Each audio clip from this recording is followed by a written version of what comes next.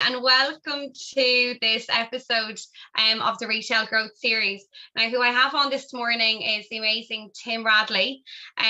Tim is an international retail specialist and he's author of Meaning in the Retail Madness.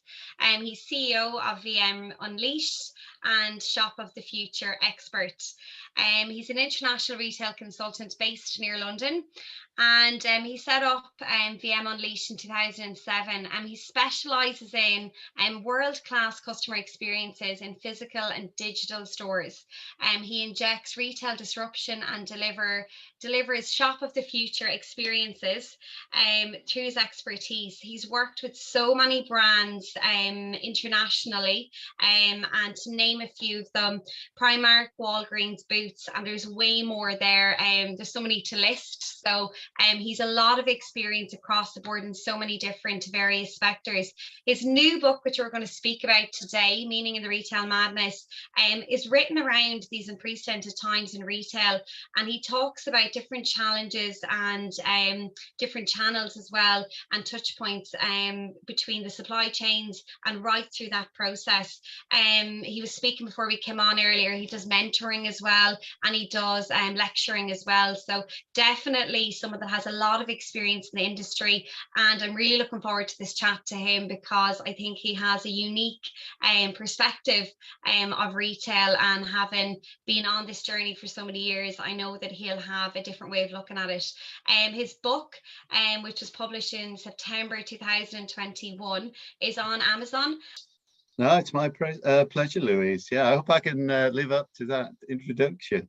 But yeah, it's nice to be here, and hopefully, we'll have a good discussion and see where it goes.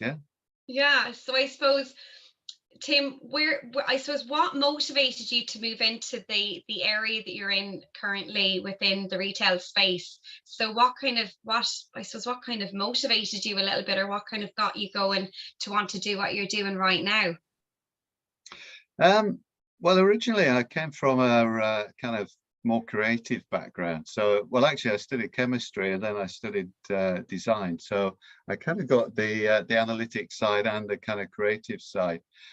But it was by chance. My first job was with a retail consultancy in London called Management Horizons.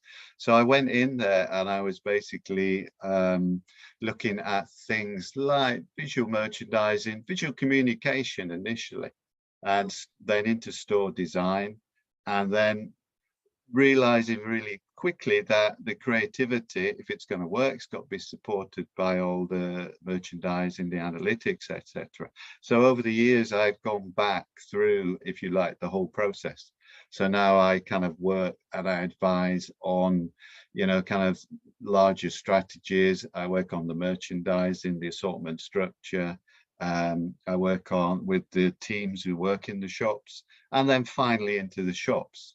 I think that if you're going to have a kind of successful shop, it's 25% about the things which are obvious: shop design, VM, customer service, people. But 75% is going to be determined by those other things down the supply chain, the other things down the kind of strategy of the business. So I suppose through curiosity, but then actually through kind of just what happened working with businesses on a wider scale, I kind of involved in all of it now, which is good. And I think that's how retailers, one of the big problems that you always hear is that retailers work in silos.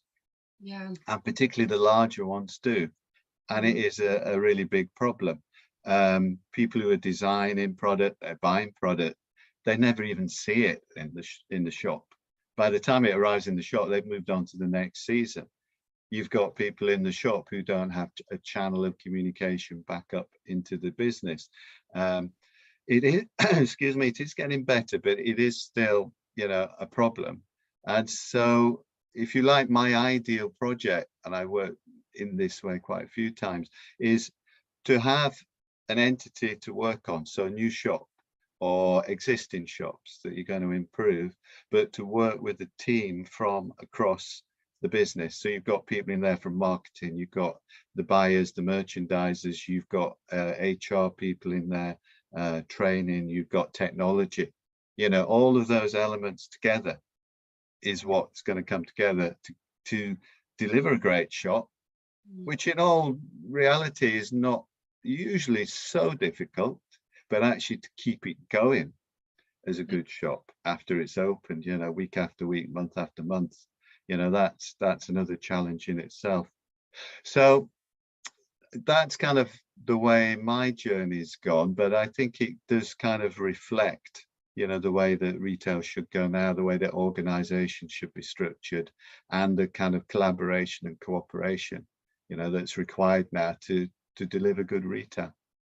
Yeah, I think it's really interesting there. You touched on working in silos, and I think where I would really see that a lot would be around the when we look at building a certain culture. So we bring in, you know, brand values, behavioral values, and you would see it in marketing, but then we probably wouldn't see it in other bits. And we see maybe bits of it every now and then across different areas, but we don't see the impact of that on a day-to-day basis. So it's not brought in.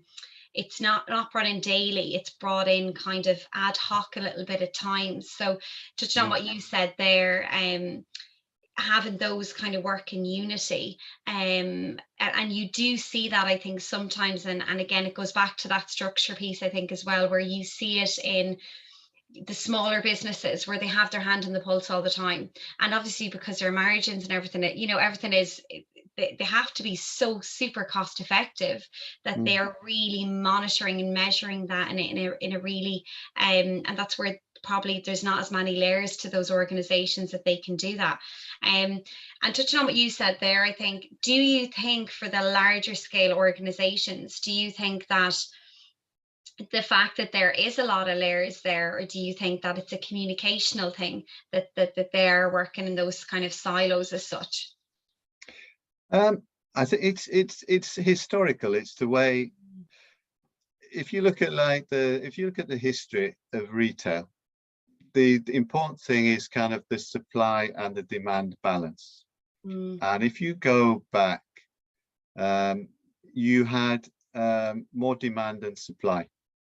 So the really important thing to do was just to get good product, build some shops, get the product in the shops, and you would make money. And a lot of the big retailers in America, you know, huge population, huge demand, I suppose 1950s, 60s and onwards.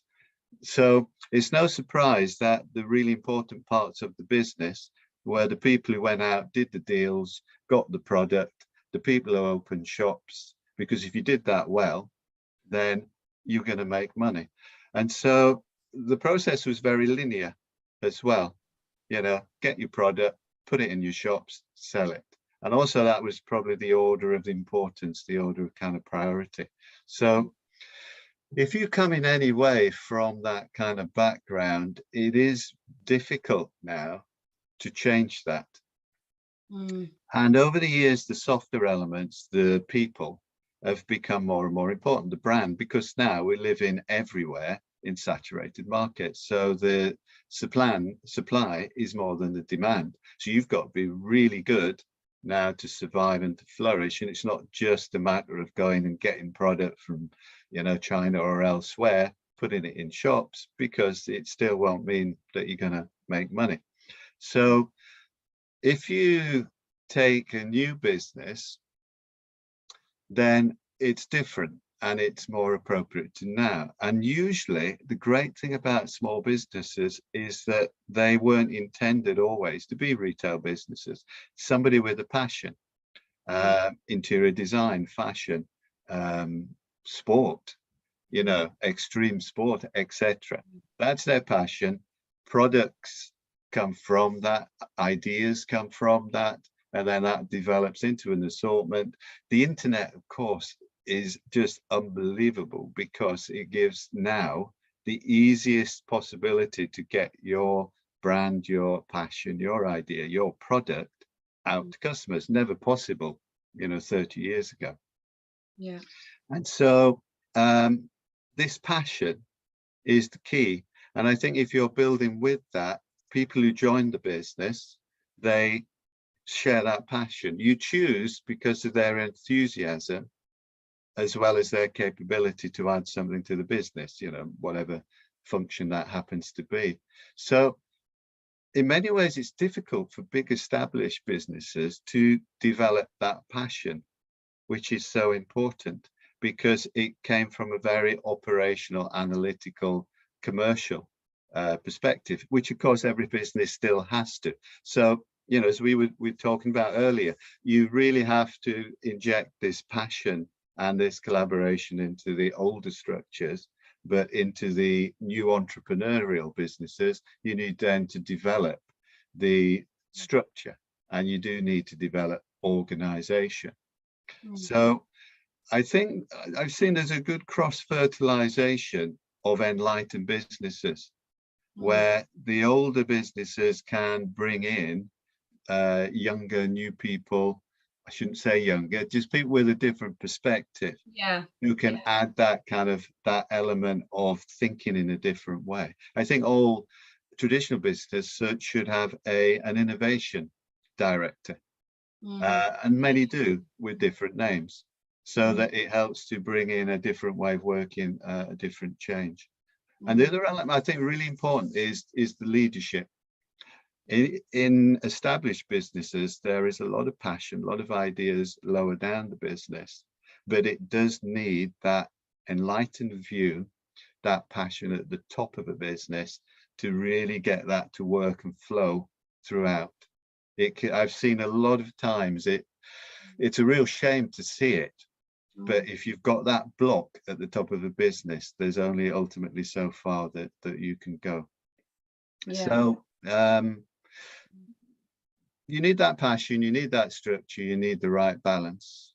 And I think also the big thing for all these businesses is you need to put data, you need to put the customer right in the middle of the process. So if you look at a traditional structure of a retail business, it's very hierarchical in steps. And you've got the boss, you've got the bosses of the different areas, very strong buying group, very strong selling group, but it goes from top to bottom. And once they get so far down, they're separate.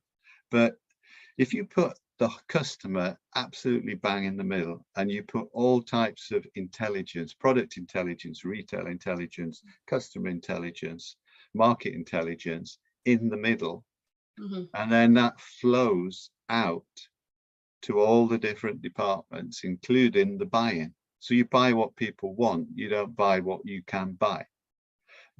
So you're literally turning a traditional business like a kind of a donut inside out. So you don't begin with the product at the center and then your shops and then your customer.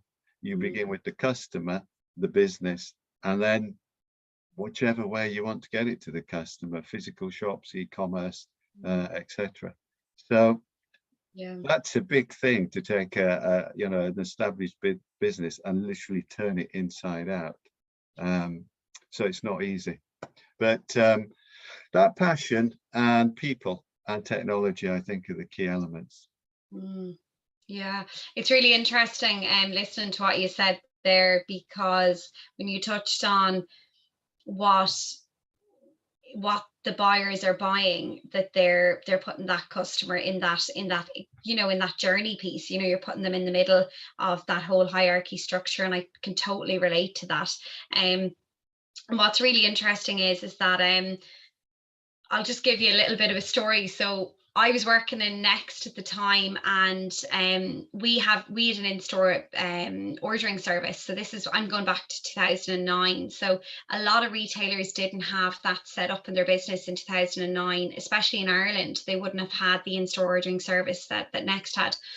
And this goes back to, again, what you said there is touching base with people that are on the shop floor, that actually know the customers better than the buyers do. So when we look at the analytics and the data, this will give you a really good example of how the data doesn't really reflect what that consumer needs coming in the door.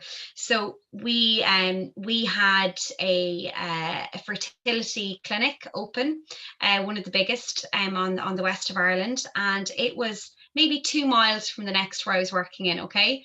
Now we had a lot of women coming in buying maternity wear, okay, and we were ordering in store, and it was getting delivered to the store. Now that wasn't going into your store sales; that was going into your online sales, because we were buying it from the warehouse. Okay, so it was a separate platform that we were getting it from. So it wasn't coming up on those reports, but I knew that they were only coming in because we were actually seeing why that was happening from the fitting room and because of this clinic. So what we decided to is we were pushing those sales, and I had to have conversations every week with that head buyer where I said, if you actually sent me in one size in the one style in that maternity pants, 2 basics, a black and a blue pair of jeans, they will sell. You will literally make it.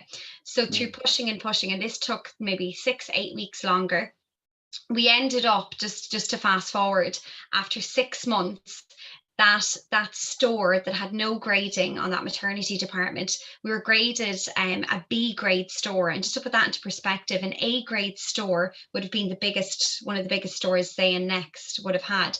So we got a B grade, and we weren't a B grade department, we were a C to a D grade department. But that particular maternity department grew in the sense that we got in, I got his range with 2 pairs of jeans, but we ended up having a full collection and an actual department with it in it. Now that only came about because I knew if I got it in, I would have made that money.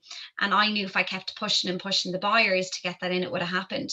But if the buyers were reading the reports, all they would have seen is that, it wouldn't have shown up in their sales. It would have showed it gone into the other category. So, sometimes we can look at the data from a buying perspective. I worked with another brand, Mothercare, and we were doing really well in our clothing department, but we could only sell what we have. Okay.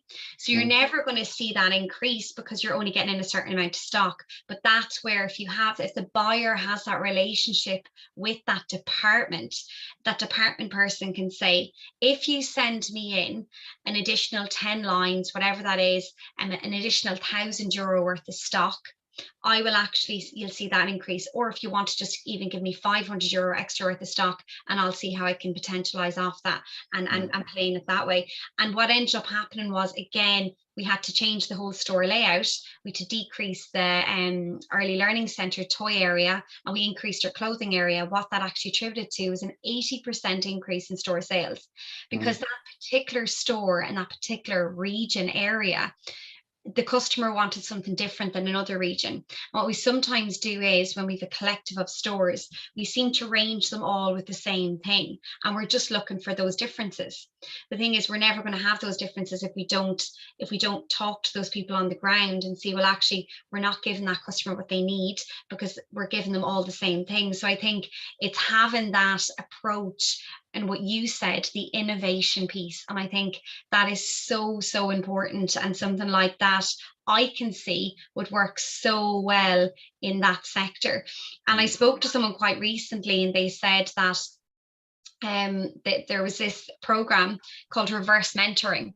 So what they'd done, and it was a little bit what you talked about earlier, is I was speaking about the Gen Z workforce there recently, and they grew up in a very different time than I would have. I'm a millennial generation, and I didn't grow up with an iPad in my hand. We got our first computer at home in, was it 2000? And my dad got a computer in the house, and it was really, big, huge, boxy, oak, cream thing. But the kids now are growing up with iPads in their hands. They're maybe 4 years of age. They're watching their Peppa Pig. They're playing on the iPads. So it's very different. And what they were saying was they were looking at putting a Gen Z person and pairing them with someone at a senior level. So that could be at a director level. That's a different generation. And when they say reverse mentoring, so that director has a certain level of knowledge and experience, but maybe that Gen Zer has maybe the social media piece. Maybe they have the different way of looking at things. So they're mentoring that, maybe that director, that CEO on maybe that aspect of a business, and then the CEO is mentoring them on another aspect. So it's a give and take relationship. It's not just a mentoring, but they're mentoring each other almost in that thing. And I just thought it was really innovative to hear something like that happening. And it just touches on what you said there. Touching on, sorry, Lewis. Yeah, I mean, there's two kind of pyramids. Traditional pyramid, you know, in that structure is the one which kind of dictates or passes information down from top to bottom. But you need the opposite, which is a little bit like you're saying there, and it's a listening hierarchy. And the listening hierarchy needs to go the opposite way. So you have all these people above listen, and then ultimately it should get, you know, to the top. So that's very important. In terms of, yeah, I mean, I've been in shops where, you know, new shops where deliveries have come in, the staff open the boxes, there's a silence because they look at what's being bought and, you know, they know instantly what's going to sell, what's not going to sell. So I agree completely. This is it's a huge opportunity to take this knowledge and skill down at the shop level and build it into the process. So if we go back to this donut with like the information in the middle, the risk again is that donut, even though it is focused on the customer, it's very distant from the customer. And I think traditionally you have two kinds of, if you like, insight. You've got consumer, and that word consumer is very important because I think that depersonalized people. So the consumer is statistics, it's data, it's what happens in the market. Okay, that's useful at one level. You then have like customer, so that's better. We're talking about customers now, you know, and the data that we have through loyalty programs, CRM, we do learn a lot about the customer and at an individual level. But both of those together will tell you, again, as you were saying, it tells you what is happening. And of course, like you said, you will only sell what you're given to sell, and you will only kind of learn, you know, the data about what they're doing. And where I think the shop comes in and where you need this kind of listening funnel from the shop back into the buying and merchandising process is that it will tell you what could happen. It would tell you what could happen if you had the right product. It would tell you what could happen if you had a better store environment. It would tell you what could happen if your sizing was better, etc., etc.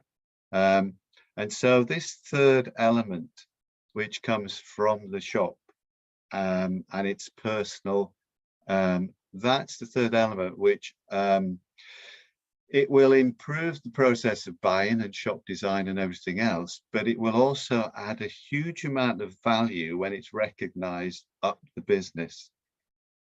So there'll be a two-way appreciation and hopefully more investment going back down onto the shop floor because they can see the value.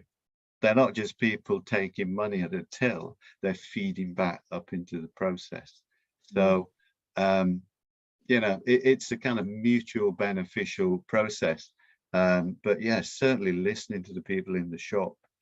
And there's another element which I've found as well, which is rather sad, and it doesn't just happen in retail, but if you're good at a shop level, as a colleague, as assistant manager, a manager, the route to your career, as seen by many businesses and retailers, is you get promoted up and away. You get promoted and land in maybe a regional manager's job, but maybe you end up in a head office. And in fact, you're a person that really thrives. You really benefit the business down in the shop.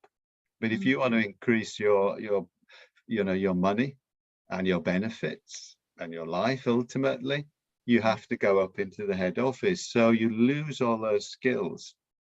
When they're brought up into head office, the people are not always so happy. So as part of this whole process is to keep people where they are their most value, but reward them there. And you will get, but again, it comes to this wider mentality that the people in the shop are at the bottom in many ways. So why would we pay them this much money? Because they work in the shop? Well, because we've actually now got channels where, okay, they work in the shop, but they benefit the business really high up the chain. So, I mean, it's fast, all this area of what you do with people, how you link them together, how you get the value from them, is such an opportunity. And I think it's one of the big areas, hopefully post-pandemic as well, where there has been a bit of an enlightenment from head office about the value of people inside the shops, that, you know, that can just go further and further. Decided to go to the senior managers and say to them, can we get them involved in the buying process? And before, they'd never heard of this, so we would have quarterly visits from the buyers, where we would talk about products that performed well and products that maybe we could bring into the business and trial out with different suppliers. But I said, there's no point in me being in these meetings because I'm not on that department. You know, I'm not on it every day. I don't see that consumer every day, and I'm managing really 3 or 4 departments. So I just don't have that touch point the same way they do. And I won't add value to this conversation the same way they did.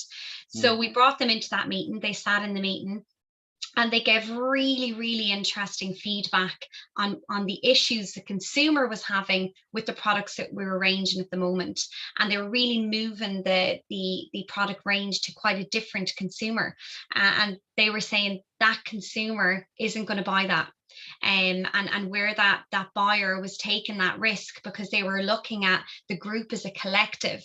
But when we look at the group as a collective, if you have 2 or 3 very high turnover stores, that's where the data is going to it's going to nearly predict that you buy into a certain range, because we're looking at the monetary value.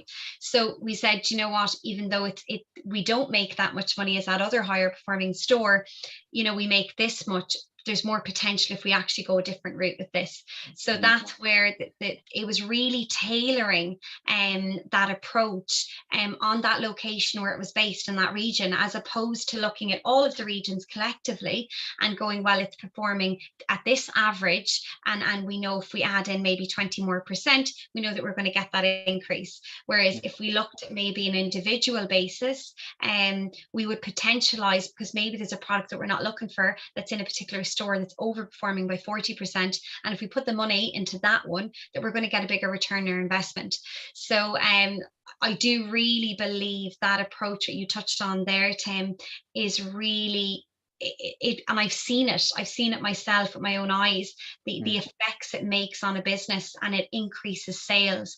We made key decisions around I was working on a pottery department, and we could see the increase in sales and artwork, but again, it was only getting to a certain level. So we decided, why don't we try it for 4 to 6 weeks and increase in that department? What ended up happening was the sales increased by 150%, because you're really strategic in what to put in. But we actually got the person that's on that department, 2 people that are on that department, 80 hours a week. They had obviously input into what we were putting out, because they knew that consumer and that loyalty base. So it was really, really good. And I just think that's something that definitely, if we implemented even on a smaller scale in some businesses, I think we would definitely see a return on investment from that perspective, from people being involved. So again, it gets them involved. And going back to what you said there, those people moving them into a buying department, they wouldn't have wanted to go into a buying department, but we could get them involved in the buying process. And through that, then we looked at giving the team increases in salary. So I said, well, if they're getting involved now in the buyer's decision making, well, then then they're doing more outside of their role, outside of their job spec. So now we can actually look to give them more money, because they're actually now being involved in another area of the business. And if we can see the investment and the return we're getting in that from an increase in sales, that's another reason to give them a little bit more money. So, you know, there's ways and means around it, I think, if we're innovative, like you said, and we're thinking more, instead of that triangular and we're going up, that we're flipping that over a little bit and looking at different ways around that. Absolutely. And I think if you think of the physical shop, I mean, this also links, you know, there's a lot of obviously news out there about the future of the high street, how physical shops will survive. For me, the shops that are going to survive, which are going to be in the high street, are what I would call local destination stores. And it doesn't matter the origins of these stores. It makes me sound as though I'm talking about independence, but not necessarily. These could be big chains, international chains, national chains. They could be independent shops. But irrespective of what their origin is, they are part of the local community. They're part of the local economy, which is the people who are in that town or in that city. And so a big part of them being this local destination is, of course, the people, because it's not just the people's role inside that shop. And as we've just been speaking, you know, how they interact through the hierarchy of the business, but how they involved outside that shop as well. So they're people from that community, ideally, but not necessarily, but they interact. I mean, it's going back. There's a lot of the future promise in the history, and actually creating this kind of local space with people who interact inside the shop and outside the shop, irrespective, as I say, of the actual type of business, will create this local destination and this involvement, so that, you know, we move away also from this mentality of people competing against each other within a destination, a shopping center or a town or a high street. They are all in it together, and they're competing against other similar destinations. So again, it's another mentality that's really important to change, and where within a larger business, the people who work in the shop manager have an important role to play. Is not just alerting about product, but actually alerting about opportunities to really make that store sell the best it possibly can, because it's engaged, you know, with that community. And it could be ultimately the retailer is involved in community programs, social programs.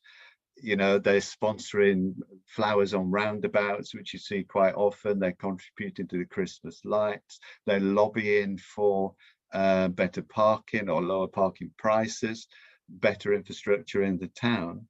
That they're part of that process. And I kind of talk about this in the book. Ultimately, it's this shift from economies of scale to the scale of economies. So economies of scale is where you make your money in the buying process, these huge volumes of product that you buy elsewhere in the world for a tiny cost. And then you try and sell as much as you possibly can.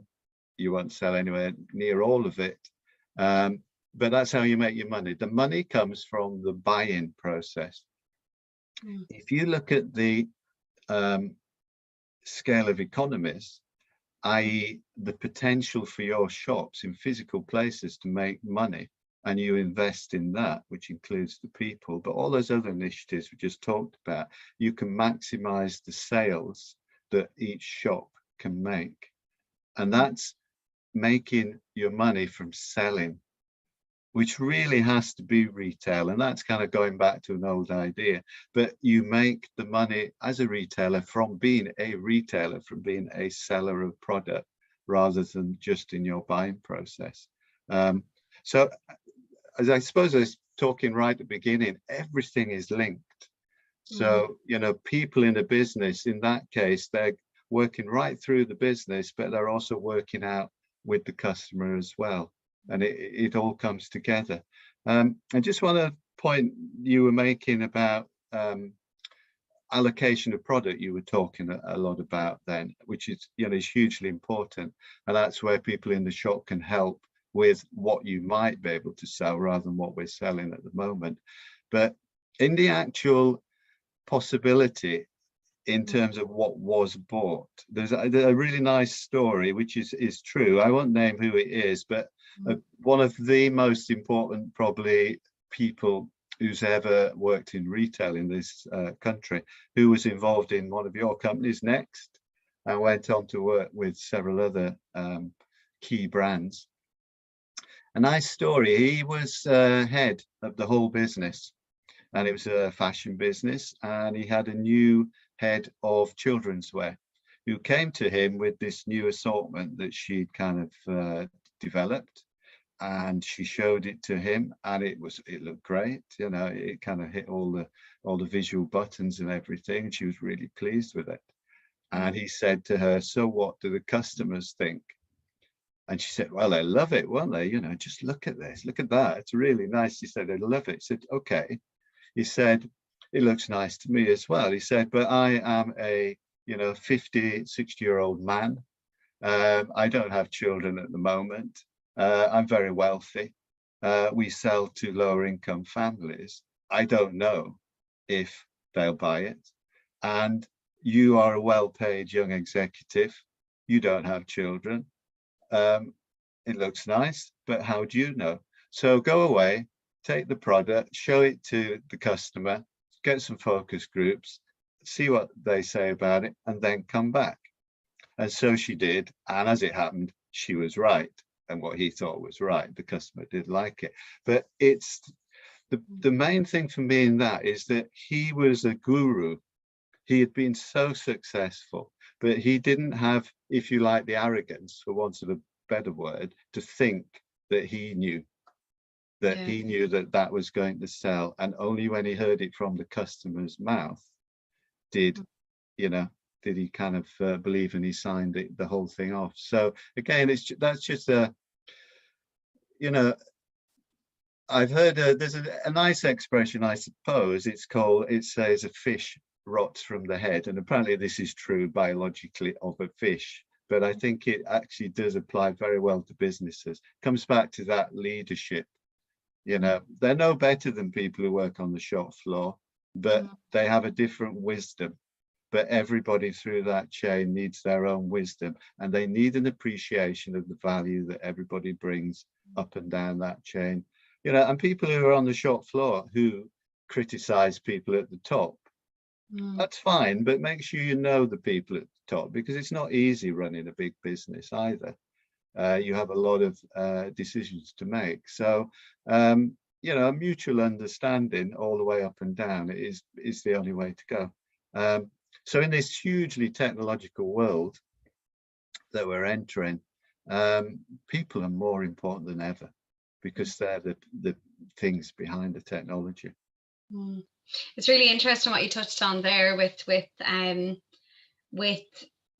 businesses and where they're going, and you touched on a couple of things, and it does feel we're moving towards more of a community feel with brands, with stores, that it is very, when we talk about the local, it's really about building a community really around that, that we're getting everyone involved in it. And it is, you're right, it doesn't have to be an independent, it can be a multinational that has that community feel, but we're getting involved, and we're not just expecting to put product on the shelf and for it to sell.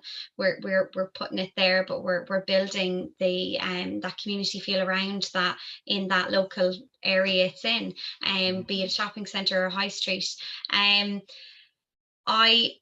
I was reading a couple of things around your book. Can you tell us how the kind of, I suppose, what your motivation was for writing the book? So I know that when you wrote it, you said that you took a little bit of time out and you were thinking about it. What was your kind of goal of writing the book, or why did you want to get that book out there?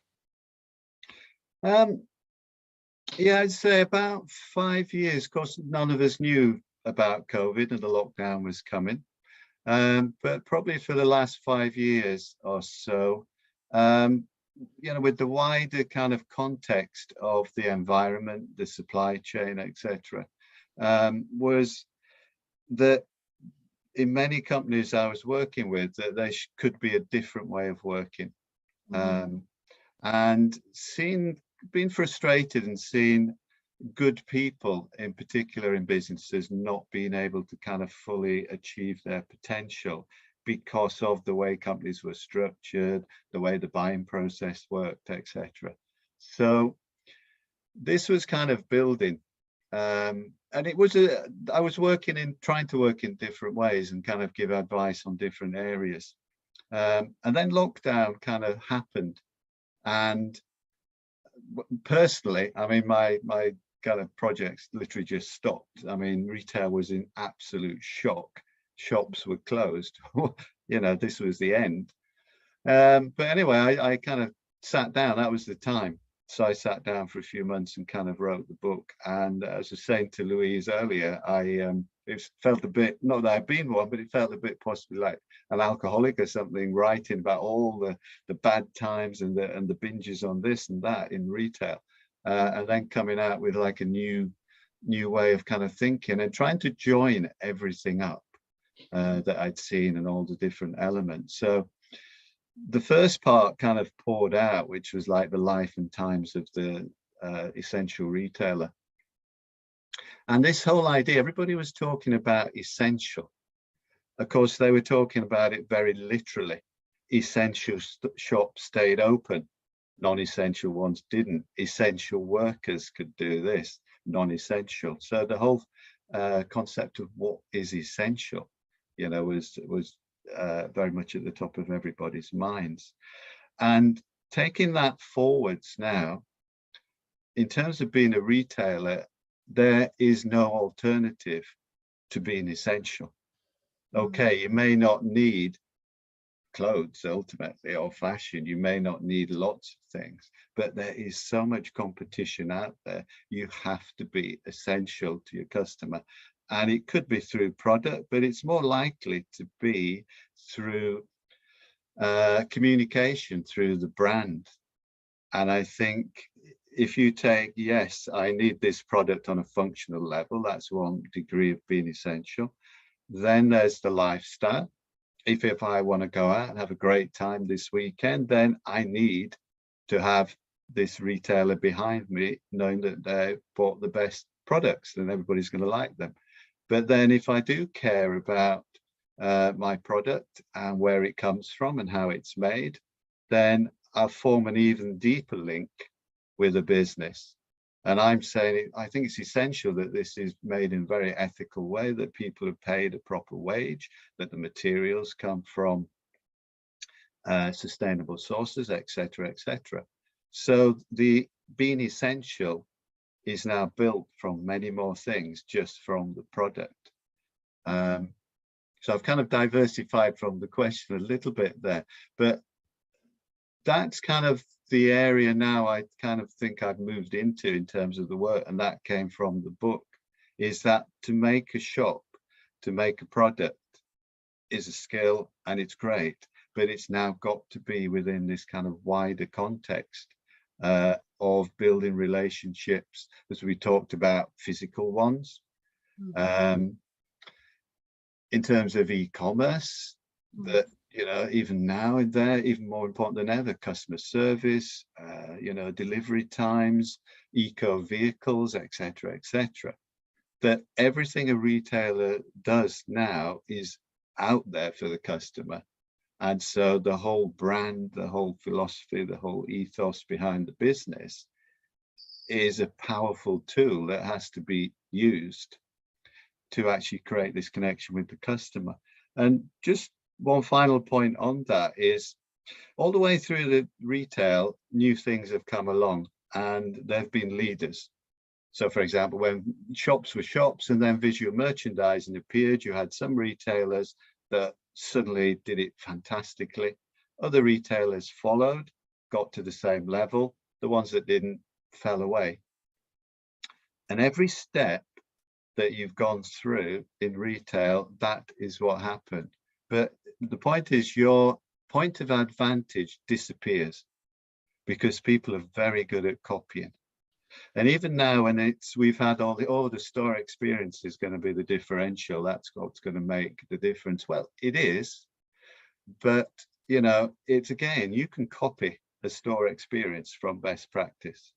You can put in the shop design elements, you can put in the service elements, you can put in events, you can put in demonstrations, etc., etc. So for me, the next step the next point of differentiation advantage is about being authentic. And that's something you can't copy. So you have to be best practice in everything through that chain, from buying and merchandising, visual merchandising, shop experience, customer service, in an operational sense. But you now have to be authentic, because that's the wider online social story that you're telling to the customer. And this whole area at the moment that we hear about, you know, greenwashing and who's telling the truth, how do we know where products come from, how do we know that people are happy and well paid within a business, is going to become more and more important. So great retailers will not just be about what they produce, what they sell, but it will be how they evolve into businesses that connect with the world, the local community, and the wider kind of environment. And there's one fantastic example out there. I don't like to name businesses, but there's a business there called Elvis and Cress. Okay. And Elvis and Cress were formed by two ladies who had a discussion with the London Fire Brigade. I don't know what the meeting was, but I'm sure it was an entertaining one. But they were talking about the hoses. What happens to the hose pipes when they've finished?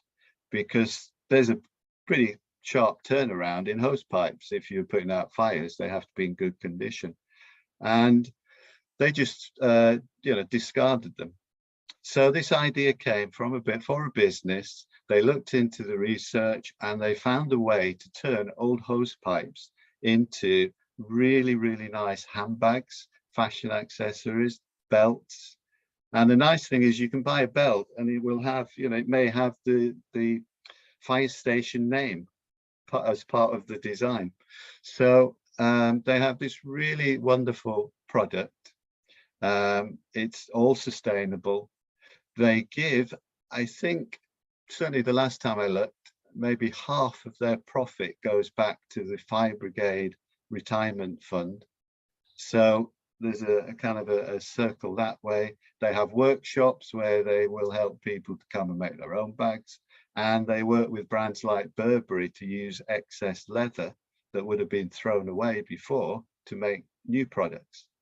So it's a small business which came from a meeting, from a passion, completely cyclical, beautiful products, which of course is key, but a really, really nice story behind them. So I can't think there's a glimpse, and okay, that's a specific business, but in terms of the principles, there is no reason why larger businesses, and a lot of larger businesses, to be fair, are putting those elements together one way or another. But I say, I think that being authentic, and even when you're bad, be honest. We're sorry, we shouldn't have done that, or we'll try to do better on this, and people will respect that. So at the risk of sounding, excuse me, kind of a bit fluffy, it is important, and it really, for many people, is moving beyond, excuse me, the product that you're selling to actually the kind of wider relationship that you have with everybody.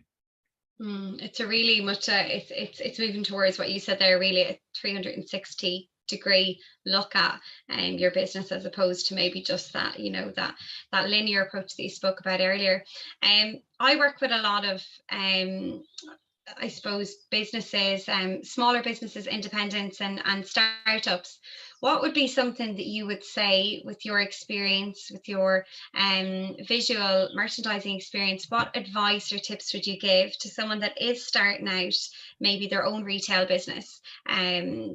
What advice would you give them to make their product stand out, or maybe they've just gotten ranged in a store and they're hoping to grow that store portfolio and get into more stores? Is there any advice that you would give for them around that?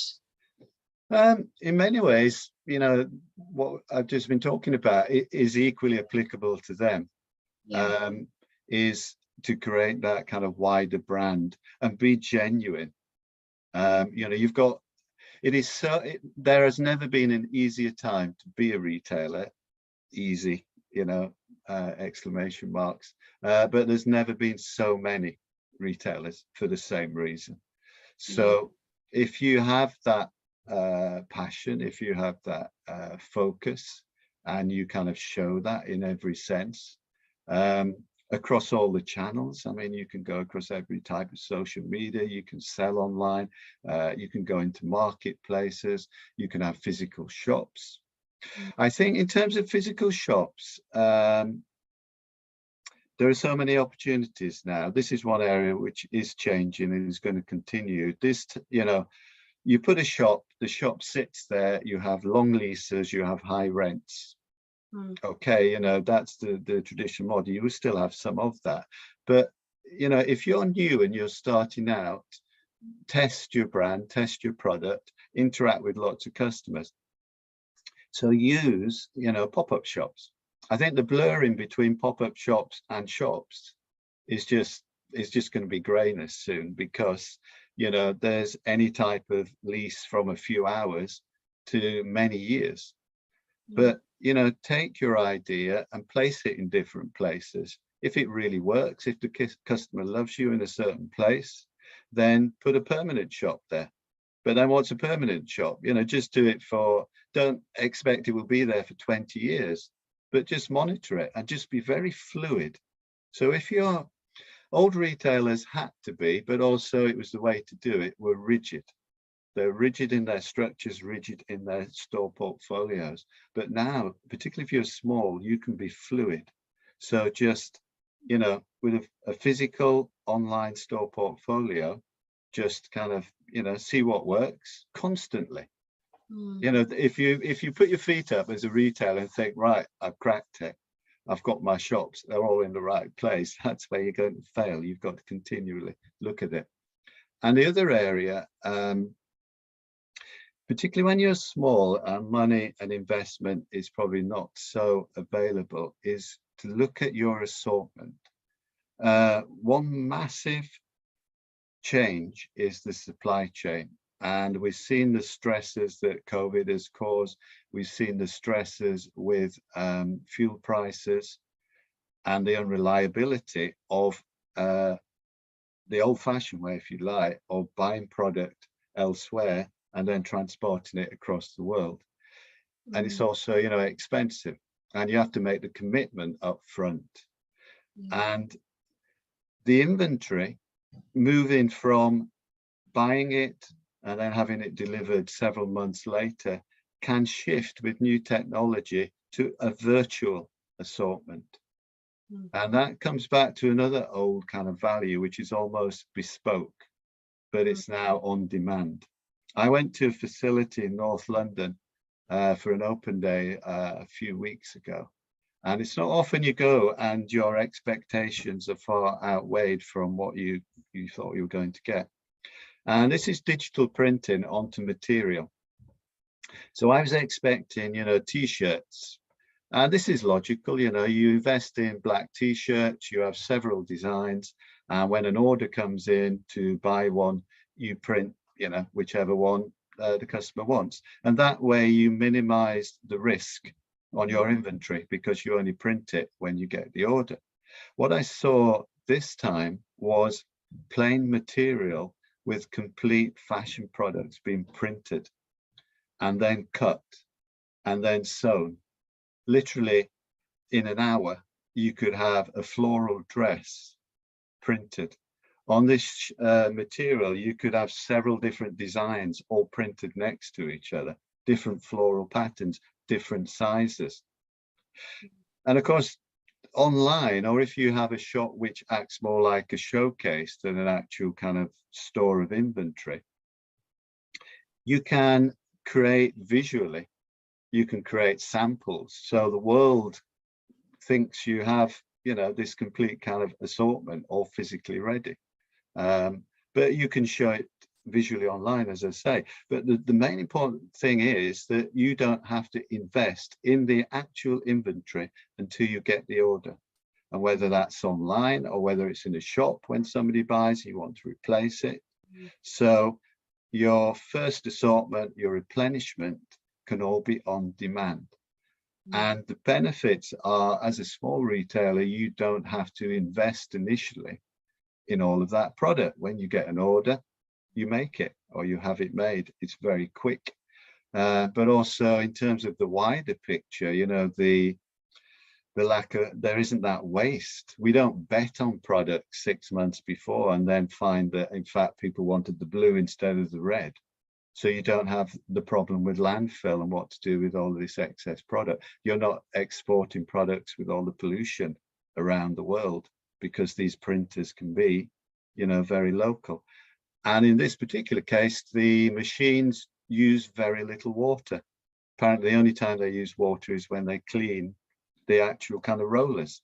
Wow. So there are, so that was what I was like. I kept asking questions and I put this, what I saw, to a few people and I said, ah, but it won't do. Yeah, it does do that. No, it won't do. Yes, it does do that. So I think for all retailers, if you're a big retailer, there's no real reason why you can't put part of your assortment into that kind of on demand, for example.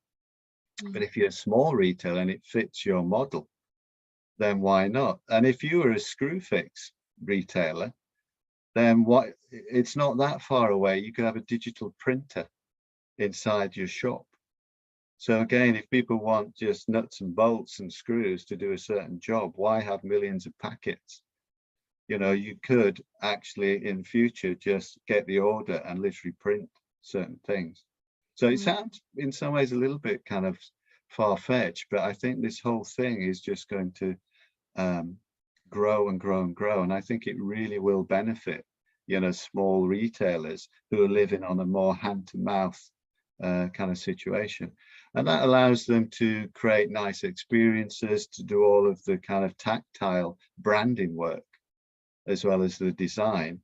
But a lot of the strain in terms of the supply chain and the investment in that, you know, could be kind of taken away and make life much easier for them.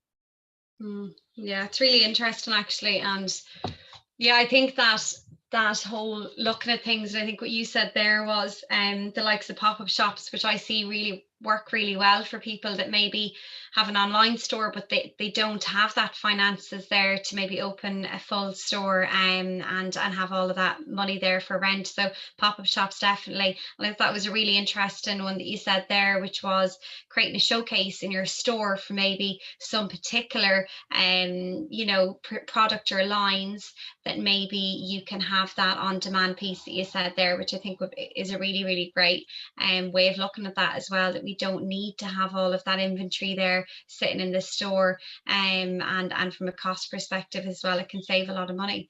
So yeah, really interesting talk, Tim. I honestly could listen to your stories all day, so many of them, and it's really interesting to talk to someone as well that sees that perspective, because listening to you speaking, you not only get it at a senior level, Tim, but hearing you talk today, you actually get it from all of those different layers. And I can hear you saying, you know, when they're on the shop floor and they're getting frustrated with, you know, the head office or the buyers, I've seen that and I know that. And when people tell me that, I know that they're listening to the people on the shop floor because I've come across that so many times. So it's really interesting to have someone like you see all of those those different funnels, those different areas of the business, and not just look at it from one aspect, but from every aspect. It's really interesting, and you have a different take on things, and I've loved having you on today. It's been really amazing. And for anyone that hasn't seen any of Tim's work online, definitely link in on LinkedIn. He's amazing articles on there, and he gives a lot of great information about retail, and you can definitely learn from him. He's definitely a go-to in his area and an expert, and he has his book as well, so please go out, check it out. You won't be disappointed. Thank you so much for coming on today, Tim. No, well, thank you for those kind words. No, it's been nice. My family know everything already, so I'm sure they're happy with a different outlet for me talking about retail. But I generally think it's a really kind of exciting time. You know, there's so many, you know, opportunities for big businesses, but for small people as well, who just have a passion, have a product, have a skill, you know, and they just want to go out there and just kind of sell it to the world, have some fun and make some money, you know. So it's a really exciting time. Thank you so much, Tim. Thanks a million. No, Thanks, thank you very everyone. much.